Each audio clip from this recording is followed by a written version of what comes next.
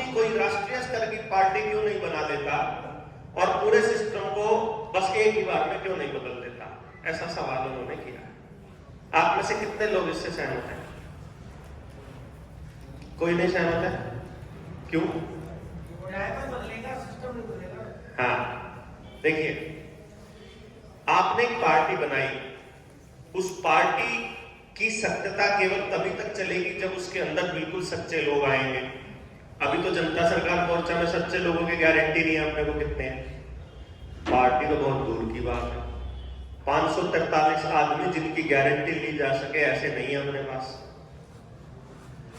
Candidate ही नहीं है उनको लड़वाने वालों की तो बात छोड़ दो आप। ठीक बात। दूसरी बात, रावण की व्यवस्था में अगर राम भी राज करेगा तो रावण के हिसाब से ही करेगा। आपकी जमीन का रिकॉर्ड कौन देख रहा है? पटवारी, कानागो, तहसीलदार, ये सब लोग देख रहे हैं कि नहीं देख रहे हैं? ये किस व्यवस्था के हिसाब से काम करते हैं?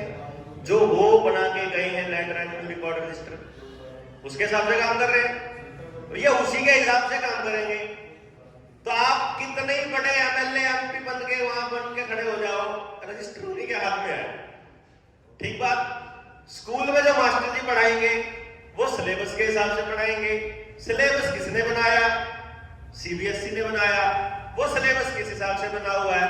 वो उन्होंने अपने हिसाब से बनाया हुआ। आपके लोकल जरूरतों के हिसाब से सिलेबस नहीं बनाया हुआ, तो मास्टर जी भी उसी हिसाब से पढ़ाएंगे। ठीक। अगर शिक्षा ऐसी होगी, स्वास्थ्य ऐसा होगा और राजनीति भी ऐसी होगी, हर मिनिस्ट्री के अंदर एक सीआईए का एजेंट बैठा है, पता आपको ये बात? और किसी भी मिनिस्ट्री में ऐसा आदेश पारित नहीं हो सकता जो जनता के हिसाब से बने। सब कुछ उनके हिसाब से बनेगा तो मिनिस्टर रहेगा। अनिल माधव दवे आरएसएस का बहुत देशभक्त आदमी था।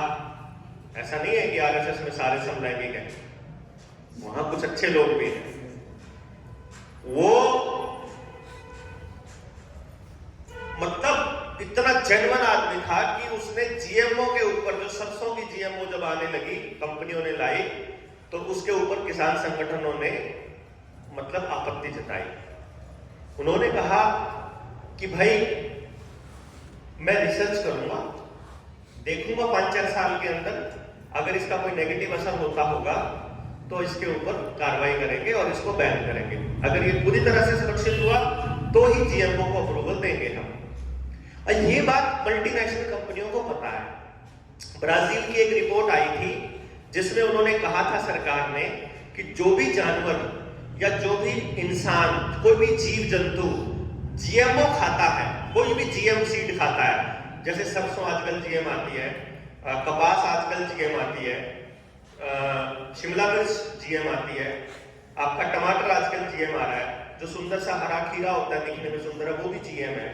तो उन्होंने कहा था जो भी जीएम खा रहा है, जेनेटिकली मॉडिफाइड जो भी चीज खा रहा है, या तो वो या उससे अगली संतान वो नपुंसक या बांझ होगी पैदा, कन्फर्म है। तो जो आपके घरों में नमकीन के पैकेट है, जितने भी बिस्किट है, जितनी तली हुई चीजें हैं, कुरकुरे हैं, चिप्स है, इन सब में या तो राइस ब्रांड यूज होता है, या पाम ऑयल यूज होता है, या फिर आपका कॉटन सीड ऑयल यूज होता है, बिनोड़े का तेल, और वो सारा का सारा तेल जीएम है।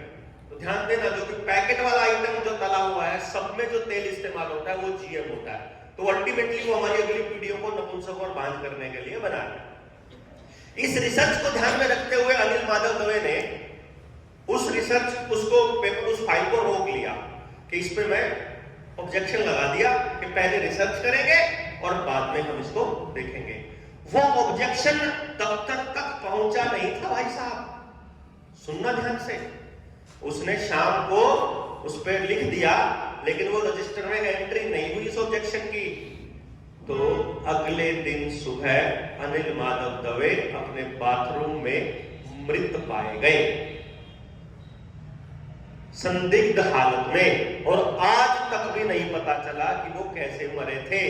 लेकिन उसी टाइम रिलायंस इंडस्ट्री से एक डायरेक्टर ने इस्तीफा दिया, यूपीएससी के बैकडोर एंट्री वाला चैनल यूज करके उसी महकमे के अंदर, पर्यावरण मिनिस्ट्री के अंदर जाकर के असिस्टेंट कमिश्नर, चीफ सेक्रेटरी वाली, एसीएस वाली पोस्ट पर पहुंचा। वहां बैठ करके वो फाइल पास करी और साल के बाद वापस जाकर रिलायंस इंडस्ट्री ज्वाइन करी। समझे? समझे कि नहीं समझे? मिनिस्टर बन के भी आप कुछ नहीं कर सकते, पीएम बनकर भी आप कुछ नहीं कर सकते। कर सकते हो कैसे? ये जो लाइन है ना अपनी जनता ही सरकार, ये गांव तक पावर लेके जानी पड़ेगी। गांव में सोचो, गांव से पैसा कंपनी को ना जाए, गांव से पैसा सरकारों को टैक्स के रूप में ना जाए।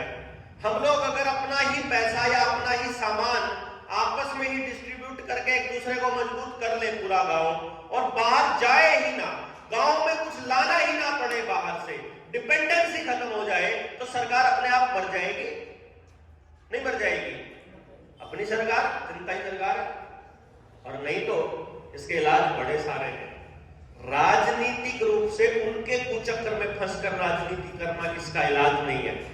राजनीति जब तक हम अपना चक्कर नहीं बनाते, जब तक हम अपनी व्यवस्था नहीं बनाते, इनके सिस्टम में तो हमको घुसना पड़ेगा, लेकिन वो रास्ता नहीं है, फाइनल रास्ता नहीं है। समझ गए ना? वो समाधान नहीं है। जैसे अगर आप में से किसी को चुनाव लड़ने का कीड़ा है, फॉर एग्जाम्पल, है ना, तो आप लड़िए ना। हम यहां से हम लोग वो पास करेंगे प्रस्ताव सारे जनता सरकार मोर्चा के साथी कि पार्लियामेंट चुनाव के अंदर जो व्यक्ति न्यू वर्ल्ड ऑर्डर का विरोध करेगा, जो कैंडिडेट न्यू वर्ल्ड ऑर्डर के खिलाफ बोलेगा, जो व्यक्ति अपनी व्यवस्था बनाने की बात करेगा, हम उसका समर्थन करेंगे। उसमें क्या दिक्कत है? लड़ दो भैया जिसको लड़ना है। अगले दिन बाथरूम में संदिग्ध हाथ पाए जाएंगे, हम पाए जाओ तो उसकी सिद्धि है ना, उसको कीड़ा है चुनाव लड़ने का, हमको नहीं है ना। समझ गए ना? जिसको कीड़ा है वो लड़े, वो उनकी व्यवस्था में फंसे, हमें क्या? हमने तो ये व्यवस्था बनानी है कि नेता को अपने बैल की जगह इस्तेमाल करना है। जिसने जनता सरकार मोर्चा का बैल बनना है, आ जाओ, है कि नहीं? जूम करके दिखा दे सबको, ये है अपना लोगो। जिसको हमारा बैल बनना हो चुनाव लड़ने के लिए, आ जाओ आगे, क्या नहीं? लोगों के अंदर ये अपना सिंबल स्टोर कर रखा। ये सफेद कपड़े वालों को तो ऐसे लगेंगे ना जूते लगने वाले, तो हम क्यों बने भैया वो? और फिर ऊपर से जब हम समाज को इतना कुछ देने चले हैं, तो चुनाव के टाइम पे ऐसे हाथ जोड़ के भिखारी वाली पोजीशन में काय को आए हम? हैं? नहीं भैया, हमसे तो भीख नहीं मांगी जाएगी। हम तो देने वाले लोग हैं। जनता सरकार मोर्चा वाले तो ये लोग हैं जो कहते हैं हमारा इस्तेमाल कर लो, अपने समाज को बढ़ाने के लिए, अपने समाज को बचाने के लिए हमारा इस्तेमाल कर लो। हमको किसी का इस्तेमाल नहीं करना। हम लड़ने चले जरूर हैं, हम खड़े होंगे, बोलेंगे, एक दूसरे के साथ खड़े होंगे, लेकिन हम भिखारी नहीं बनेंगे। हम तो बात करते हैं आपको पेंशनें भी छोड़नी पड़ेगी सरकारों की आने वाले टाइम में। वो कहेंगे कि तुम्हारे को पेंशन नहीं मिलेगी, हम कहेंगे भैया शुक्रिया, हम तुम्हारा इंजेक्शन नहीं लगवाएंगे, पेंशन बंद ही कर दो तुम तो। वो एक साथी ने भेज रखा है कि स्कूलों के अंदर लगवा रहे हैं, हमें क्या करना चाहिए भैया? वो कह रहे स्कूल में कोई आने वाले समय में, हाँ, अगर माता पिता की मर्जी के बिना स्कूल में कोई दवाई या वैक्सीन लगाते हैं तो क्या स्कूल से निकाल लें? अरे मैं तो चाहता हूँ ये स्कूल सारे बंद ही हो जाए, प्राइवेट स्कूल तो, और सरकारी स्कूल में व्यवस्था हम अपने एजुकेशन सिस्टम बनाएंगे जो हमको चाहिए। अपने पास वो साइंस एंड टेक्नोलॉजी है जिसकी मदद से हम हर बच्चे को रोजगार देने वाला शिक्षण बना सकते हैं संस्थान। आप उसकी ट्रेनिंग लीजिए। अभी आज आप मैसेज करेंगे, जो मेरा नंबर है 9518170000, उस पर मांग लीजिएगा मेरे से आप कि वो ट्रेनिंग दे दीजिए। वो कहते हैं कि आपके शरीर में कोई वायरस भी डाल सकते हैं। भैया जी, वायरस आपके शरीर में ऑलरेडी डाल चुके हैं, तो डाल भी रहे हैं। ऊपर से आपके जो केमिट्रेल होता है, केमिट्रेल के माध्यम से डाल रहे हैं रेगुलरली। अपने को तो प्योरिटी की तरफ वापस जाना है, अपना ब्लड वापस से प्योर ब्लड करना है। ये अपना असली मकसद है जिसमें हमको आगे बढ़ना है। क्लियर हुआ? तो स्कूलों में लगने वाले, एक सर्वाइकल कैंसर वाली बात आई थी कि बच्चों को जो स्कूलों में लगाए जा रहे हैं, भैया बस एक बात समझ लीजिए, सरकार आपको पूरी तरह से बर्बाद करना चाहती है। बस क्यों? देखो, आपके गांव में अपने गेहूं पीसोगे, आपका आटा कितने दिन में खराब होने लग जाता है? 7 दिन में, 6 दिन में, ज्यादा से ज्यादा 10 दिन में। अगर बहुत ही ठंडाई का बढ़िया मौसम होता है, नमी बिल्कुल ना हो, तो इतने दिन ले लेता है। लेकिन जो पैकेट वाला जो आटा है, 6 महीने आगे की तो मैन्युफैक्चरिंग डेट लगा देते हैं। मतलब आज तो पीस दिया गेहूं, आटे को गोदाम से ही निकालेंगे 6 महीने बाद, इतना पीस के रख देते हैं, और उसके भी 2-4 महीने तक बेस्ट बिफोर यूज रहता है वो है, उसमें तो नहीं पड़ता कोई कीड़ा, इतने केमिकल डाले। और सरकार को क्या मालूम नहीं है? सरकार को क्या पता नहीं है कि जितने नमकीन के पैकेट हैं सब में जीएमओ यूज हो रहा है तेल? सरकार को कौन सा पता नहीं है कि कौन सी चीज आने से नुकसान होना है, कौन सी चीज जंगल कटने से फायदा होना है कि नुकसान होना है? सरकार को नहीं पता कि हाइब्रिड यूज करेंगे, हाइब्रिड बीज यूज करेंगे तो पानी ज्यादा लगेगा, पानी ज्यादा लगेगा तो अंडरग्राउंड पानी खत्म होगा, अंडरग्राउंड पानी खत्म होगा तो देश में पानी की स्कैर्सिटी आएगी, तो प्राइवेट कंपनी अपना एक अधिकार जमाएंगी। ये सरकार को नहीं पता है? सरकार को सब मालूम हो गया जी, समझ गए ना? और अब सरकार को ये भी मालूम है कि आप कौन सी केमिकल से बीमार पड़ने वाले हो, किससे ठीक रहने वाले। आप टीबी से मरो, सरकार को टेंशन नहीं। आप कैंसर से मरो, सरकार को कोई टेंशन नहीं। आप एक्सीडेंट में मरो, आप कर्जे में दबकर डिप्रेशन से मरो, या फिर आप आत्महत्या करो, सरकार को कोई टेंशन नहीं। लेकिन सरकार कोरोना से नहीं मरने देगी, है ना? क्या कमाल करती है भैया। आपकी बच्ची को बुखार हो जाए, उसमें मर जाए, कोई दिक्कत नहीं है, सर्वाइकल कैंसर नहीं होने देगी वो आपकी बच्ची को।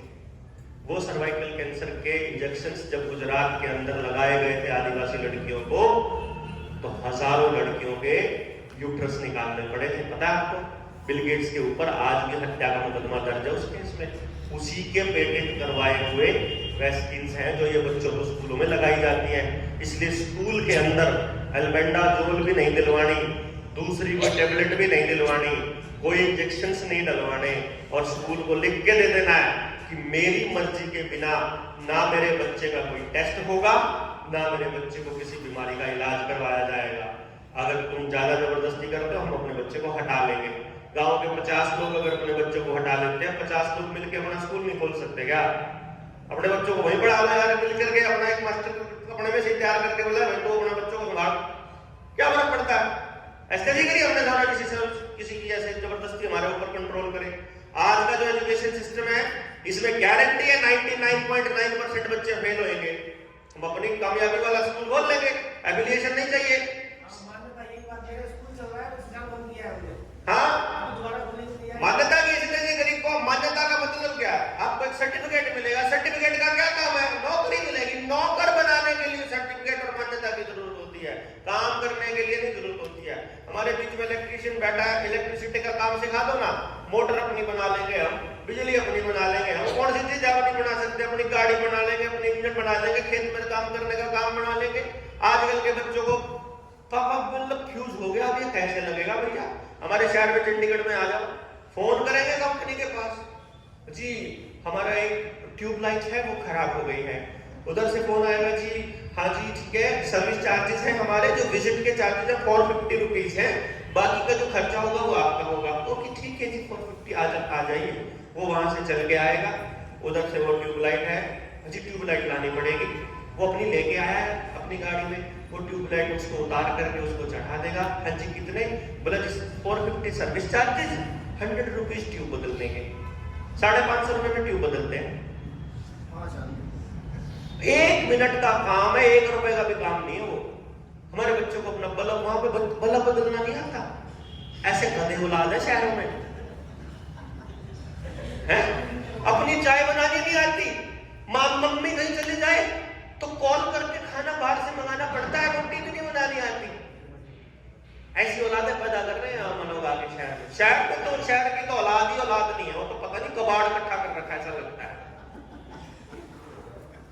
गांव के बच्चे को फिर भी थोड़ा बहुत कुछ करना ही आता है, उसको तो वीडियो गेम ही खेलनी आती है, इसके अलावा कुछ नहीं आता भाई साहब, कुछ भी नहीं आता। समाज में बात करने की उसको अक्ल नहीं, समाज में क्या हो रहा है इसके बारे में कोई अवेयरनेस नहीं, बस इंटरनेट चलाना आता है, इंस्टा पे रील्स आती हैं देखनी या गेम खेलना। तो ऐसे समाज थोड़ी बनाना है हमको तो समाज वो बनाना है जो चिंतनशील हो, जो जागा हुआ हो, जो एक दूसरे के दुख दर्द को समझता हो। और उसके लिए हमें किसी सर्टिफिकेट की जरूरत नहीं है। मेरा आज तक का अनुभव ये कहता है, जो जितना ज्यादा पढ़ा लिखा है उतना ही डरपोक है। देखो अनपढ़ आदमी खुल के बोलता है, थोड़ा पढ़ लिख जाएगा तो थोड़ा ये और थोड़ा पढ़ा लिखा सा और होगा तो कोट पैंट पहनना शुरू कर देगा, तो सेंसिबली बोलना स्टार्ट करेगा। वो कभी भी अकड़ के नहीं बोलेगा, कभी अपनी बात को भी अकड़ के नहीं रखेगा। तो मेरे को कुछ लोग कहते हैं कि यार तुम तो समझदार लगते हो। मैं कहा बेवकूफ लगना ज्यादा फायदेमंद है आज के टाइम पे।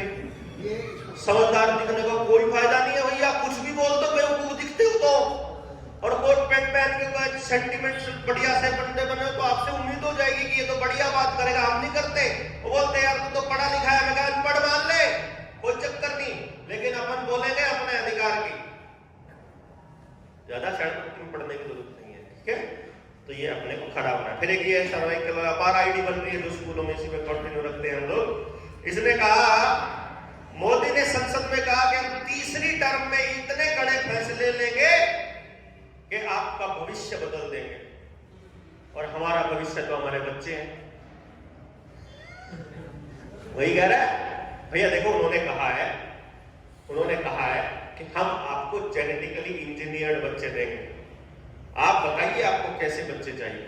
अगर आपको दौड़ने वाले बच्चे चाहिए, हम घोड़े का जीन डाल देंगे। अगर आपको वफादार बच्चे चाहिए तो कुत्ते का डाल देंगे। मजबूत चाहिए तो सुअर का, गैंडे का डाल देंगे। वो आपके बच्चे बदल देंगे, वो आपका भविष्य तो बदलेंगे ही।